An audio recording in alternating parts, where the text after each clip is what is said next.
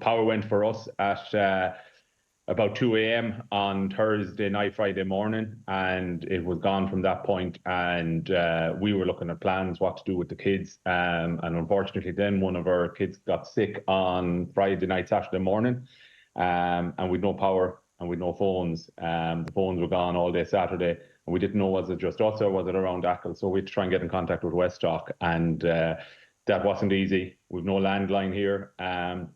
I was driving around the village trying to find the signal, unaware that the signal was gone throughout the island, because I had no way of finding that out.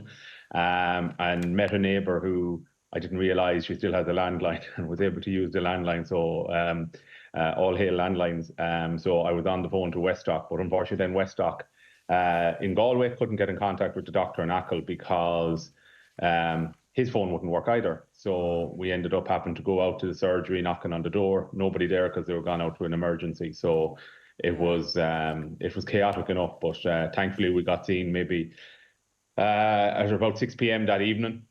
And the advice then was, if you can, to stay in, just warm couch, watch a bit of telly, and that neither of that was possible because the house was getting colder and colder and the telly was gone. But we were very lucky in the sense that my wife's parents in Achill Sound had electricity, and we went out there, and everyone will be familiar with the good room in lots of Irish houses. Their sitting room is unused almost all throughout the year, and we didn't want to go into them because we had sick kids.